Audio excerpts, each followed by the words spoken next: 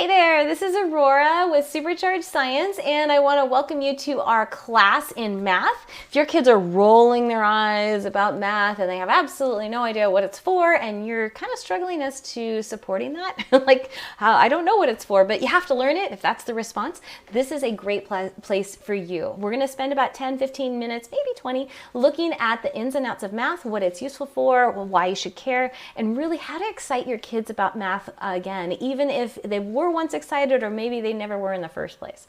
So if you like this and you want more, go to my website, download my free homeschool guide. It's www.superchargedscience.com. And you can get that, /homeschool. So superchargedscience.com/homeschool. Oh, and before I forget, I want to make sure that you actually sign up for my next live class. You'll actually get an email on it. Just click where it says free science class. And you can click on that and you'll get a personal invitation to my next free class that we are doing. I think it's in marine biology or maybe it's in robotics. We do live classes all the time. So make sure you get on that list as well. Okay, so if you've ever wanted to calculate numbers really fast, or you wonder, your kids are asking you, what's infinity times 0? Or you feel like, I don't know how to answer these questions. We're actually going to cover quite a bit of that actually in our small little time together right now. My name is Aurora. If you've joined me before, that's welcome back. If I'm brand new to you, I'm a mechanical engineer, university instructor. I started teaching math and science when I was 17. I went to college at the same time I went to high school and the same time I worked for NASA. So I totally love hands-on science and I love exciting kids about it so they can actually have an amazing future in front of them. So we're going to talk about math, how and what it is, why you should care, and then we're going to learn how to use it in everyday life and really be able to pick it out and be able to have application to it, because honestly that's what's missing. If kids are rolling their eyes and they're dragging their feet and they don't want to do their worksheets and their homework, there's probably a good reason. One of them is it isn't practical. Like, they have no idea that math is everywhere. Math is the language of science. You can't do science experiments without math. If I give you a free fall motion equation, you have no idea what to do with it. But if I ask you, that baseball got hit at this mile an hour and it's heading this way, is it going to make it out of the stadium? Well, you need math to figure that out. So it's everywhere. You just got to know where to look. It's one of the things here. Wait, actually, I'm going to share a slide with you so you can see it. We're going to talk about what math is. It's really like a toolbox. It's a lot like a hammer or a collection of tools, like a set of screwdrivers. And a lot of kids get frustrated and bored because a lot of textbooks concentrate on teaching all the small, tiny little details of each and every type of tool. This is like the fastest way to kill your kid's passion for something that could have been really useful. Now, don't get me wrong. You do need to know how to tell a hammer from a screwdriver, but can you tell me when to use the hammer instead of the screwdriver? See, it's really important to focus on the how and the when and the why when using different tools. And this is why we use a practical approach when it comes to teaching math. We actually teach math here at Supercharged Science right along with the science. So kids will come to us in high school that maybe haven't even hit algebra, but yet we're able to do trigonometry with them because we can show them that, hey, actually, when we do force vectors, when we do acceleration, we do gravity, this is where we start to use it. And the kids, they pick it up really easily. They don't need hours and hours and hours of drill sheets and derivations of math formulas. We can actually pick them up and show them how to use it as we go through the program.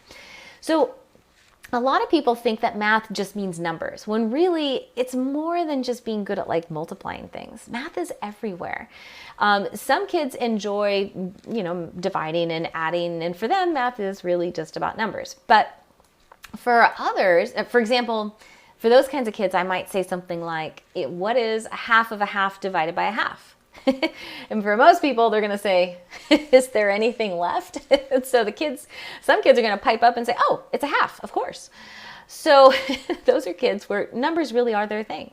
Now, if you're really good with shapes and how they relate, you might enjoy geometry, for example. If you're good at and if you're good at solving things like logic puzzles, or if you're unbeatable at certain games, then there's a whole other side to math that is just your thing.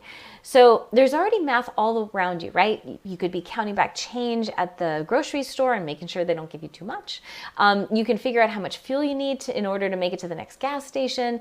It's trying to figure out where a certain thing is on the map, trying to triangulate your position. GPS does that all the time. It's how to get all the boxes that fit inside your truck when you're moving, or you're trying to get all the groceries home and you bought too many. It's knowing that you should not play that kid chess down the street because he'll beat you every time. So math is everywhere.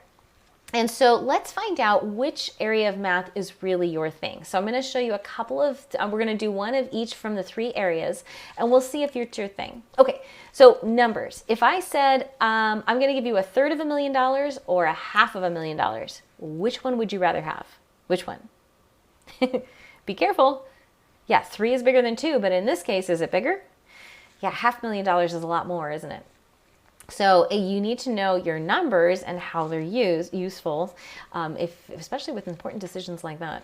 So let me show you a trick. Now this particular trick when I first showed this, it was Saturday night in a pizza place. We were in Fairbanks, Alaska. It was so cold and everybody was inside and having a good time. But what made me laugh was that as soon as I showed a group of kids this, like the parents started to get on it too. Everybody was grabbing markers and Sharpies and pens out of their purses and from the cashiers. And we were like scribbling the answers down on the pizza boxes and stuff. And they were having a great time, which was really funny because it was Saturday night at a pizza place and math is usually the furthest thing from everybody's mind. But they wanted more and more. They kept asking me for more and more problems. So let me share with you this really super simple trick that you can share with your kids. Kids, if you're here, you can go ahead and try this right now. Just try it with me. You don't need any equipment, just your brain.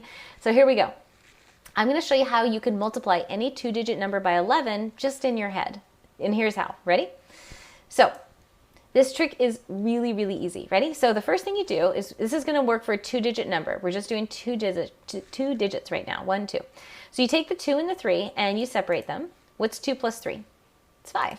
The answer is 253. You can check it with a calculator if you'd like. Isn't that cool? Let's do another one. What's 11 times 45? Okay, so what do? We take the 4 and the 5 and we split it apart. What's 4 plus 5? 9. So the answer is 495. What do you think? How was that? Easy, right? Okay, let's keep going. Let's keep going. What about this one? 11 times 58. How many digits should our answer be? Well, what do you think? Should it be 2 digits, 3 digits, 4 digits? This is like 10. This is like 50. So our answer should be in the ballpark of 500. Okay, let's see how we do. So take the 5 and the 8 and we separate them. Good. What's 5 plus 8? 13. Uh-oh, I got 5,138. Okay, that's not right. You can't get a 4-digit answer from a 2-digit problem. So we need to do something. You can't have 2 of them in here. You can only have 1. So what we're going to do is we're going to take this 1 and we're going to bump it up. So this is the tens place and we're going to bump that 5. The answer is 638. You keep the 1s, but you have a little carry thing happen here. Does that make sense? Okay, let's try another one. 11 times 75. Take the 7 and the 5 and separate them. Whoops. Oh, I showed you the answer. Sorry. 7 times 5 and you separate them. And what's 7 plus 5? It's 12. So you take that 1 and you bump it up. So now the answer is 825. Did you get it? Awesome. Good job. Okay, so now what we're going to do is I'm going to show you a couple of them and I'm not going to write anything down. You tell me what the answer is. You ready? Here we go. 11 times 44. What do you get? 484. Very good. How about the next one? 11 times 81. What do you think? 11 times 81.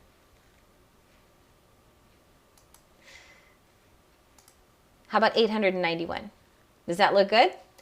Okay, great. Now, as soon as you show people this one, they're going to what's the one they're going to ask you to do? 11 times 99, right? Always happens. So let's do that big scary problem right now. So here we go.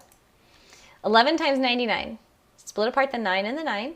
9 plus 9 is 81. 81. 9 plus 9 is 18. I was looking at the one up here. Okay. And then what are you going to do? You're going to bump it up and the answer is 1089. That's right. You've got it. So you can do this with 3-digit numbers, 4-digit numbers, 5-digit numbers, any digit number, you can totally do it. So the really cool part about this is that you can actually you can actually go back and figure out exactly and prove it to yourself why exactly this works. Isn't that neat?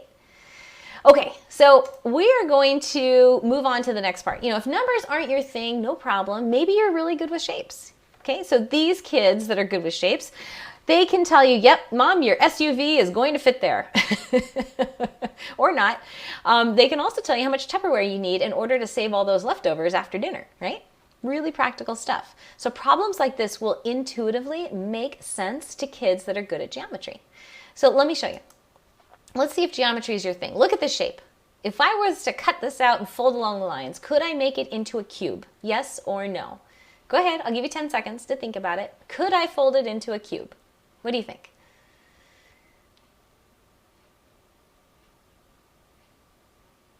The answer is yes, we sure can.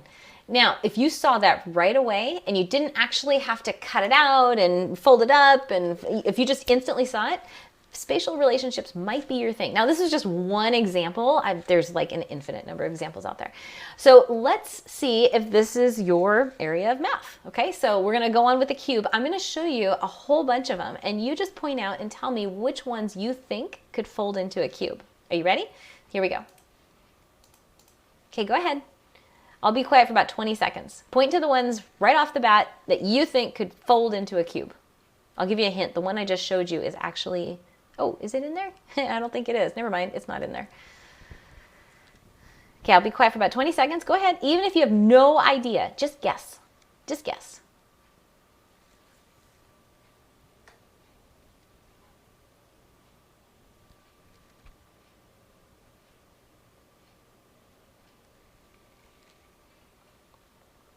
Okay, did you get it? How many did you get? The colored ones will all fold into a cube.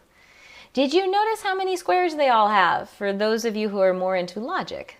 That's right. For a 6-sided cube, you've got to have 6 squares. Yep, you can cross out that 4 one.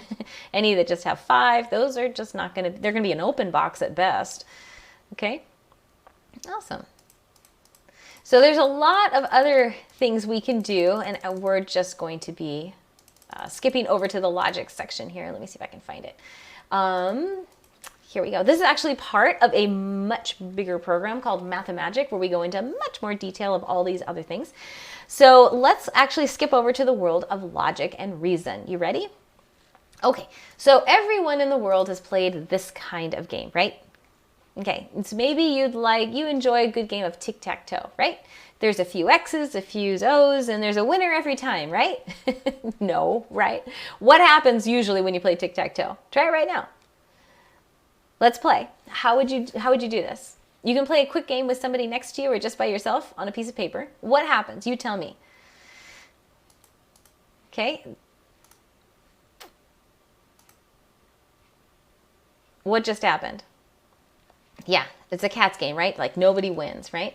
Let's make this game a little more interesting. We're going to change just one of the rules, okay? So we're going to play another game, but this time on your turn, you can place an X or an O, and you can change your mind from turn to turn. So can your opponent. So what does that mean? That means the winner is the one who finishes any row, column, or diagonal with all X's or all O's. Go ahead and try it right now. Go ahead and try it. I'm going to be quiet for like 30 seconds. Go ahead and just grab a sheet of paper and get your little X's and O's. Okay, so remember, you can change your mind from turn to turn. You can be an X this turn, an O next turn, an X next turn, or just you can stick with all O's, doesn't matter. And your opponent can also change their mind. So your job is to make 3 in a row. Could be 3 X's, could be 3 O's. Make 3 in a row. So the rules are a little bit different. So this one tiny little change is really going to change this game. So go ahead and do that now. I'll give you about 30 seconds and I'll be quiet. Okay. Oh, and so while they're doing this, parents, if you haven't already, you want to go to my website, www.superchargedscience.com/homeschool, and you can download my free homeschool guide as well as sign up to get on my email list so you get a personal invitation from me for the next live class that we have.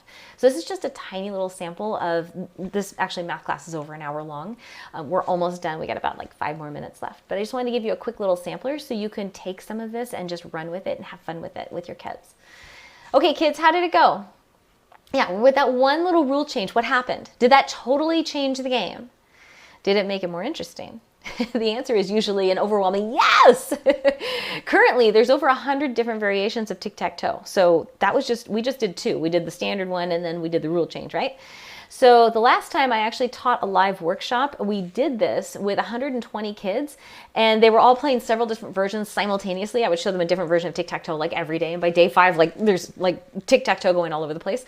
And kids totally filled the room with squeals of delight and excitement and fun because it was interesting again. Like it was curious. They didn't know what was going to happen. They had to think ahead a few more steps. And so by keeping your kids engaged and challenged, this is what you want for your kids. You know, a lot of times they'll teach math over here, and then they'll teach science over here, and then they'll teach like writing over here and read. And so they compartmentalize. People tend to compartmentalize things because it feels better for some reason. But that's not the way the world is. You know, in a science lab, you need to know what your math is. You need to know how to research and do reading and do writing, right? In order to convey your ideas in a science journal. Everything's all mixed up all together. It's important to know how to break those steps down when they're a little too complicated to chunk them down. But in the real world, you need to know how to do all these things, not just one at a time. And so if you're interested in learning how to teach your kids in a way that really sticks, where they're not going to forget things, because honestly, kids remember only less than 10% of what they learned last month. So by the end of the month, most people forget what they've just learned. And that's really frustrating, especially if you're trying to teach them things, right? So there's an easy way to do this. And the first step is just to get your kids interested and excited about a topic. And that's what we were doing here. And then give them things that are challenging but open-ended. So we're not going through a textbook that says, experiment step number 1, do this. Step number 2, do this. Step number 3, do this. Oh yeah, by the way, here's the result that you should be expecting. Because honestly, what scientist in their right mind is going to do an experiment? They already know the answer to. So what we're doing is we're setting up a framework, we're getting them interested and excited, and now we're going to, it's like a diving board where they can launch themselves into even further learning, and they've taken the reins of their education to go even further. And that's what we really want to set them up for. We want to set them up for a lifelong love of learning and excitement, and so they're constantly curious. So you don't have to like do all this work, because it's exhausting being the person that's constantly pushing your kids to learn their lessons and do their things. So much easier if you just get them interested and excited from the inside, and then they're just naturally pulled. Let's see, was there one other thing I was going to share with you? Oh, yes. Okay, so one other area of math that's really popular with kids is cryptology. So the science of unlocking and decoding and all that kind of thing, that's all logic and puzzles. So if you've got a kid who's really interested in that, there's a whole cryptography lab on my website as well that you can check out. There's a whole set of forensic science labs that are in there, in addition to the math labs that are on there.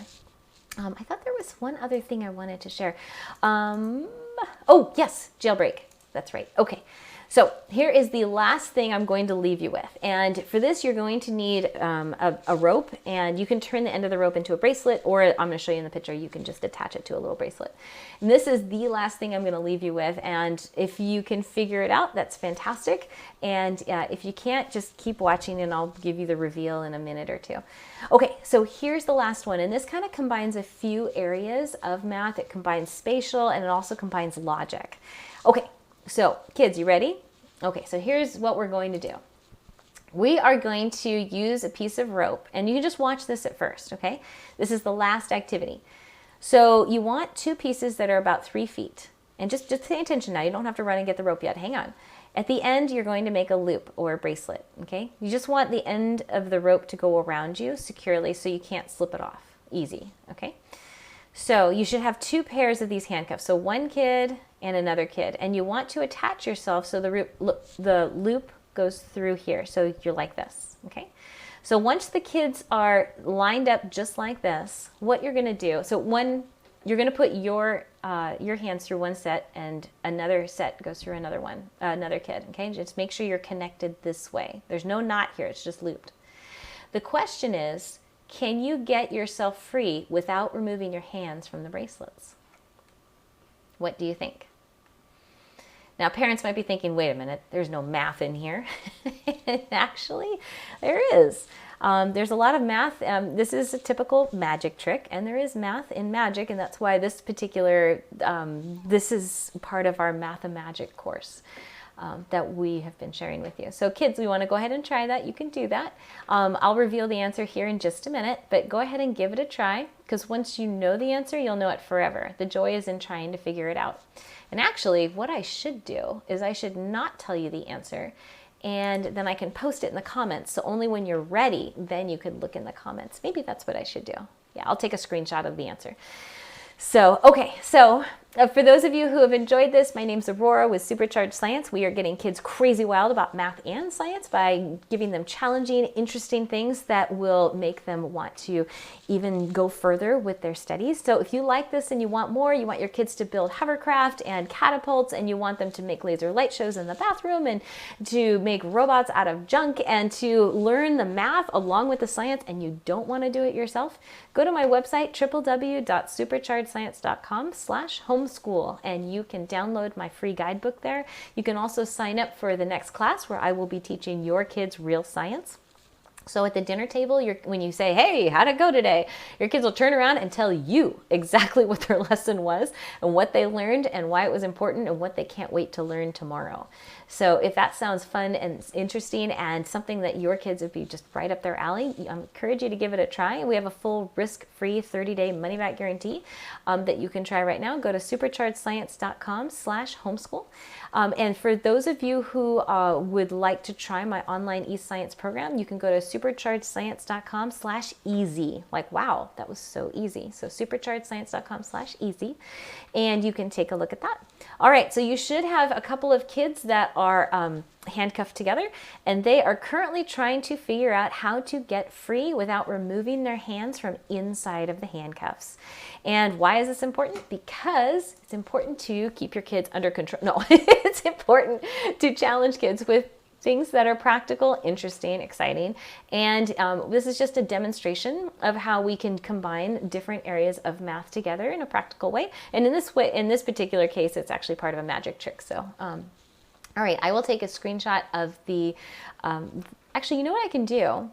I have an even better idea. I will take a screenshot of the answer, but I have a video explaining the answer. So I'll see if I can post that as well. So I will post that after this particular video. So I hope this has been helpful. I hope you've enjoyed it. I will see you guys tomorrow for our next class in science. And I will see you then. If you have any questions, let me know. I'm Aurora at superchargedscience.com. Take care, everybody.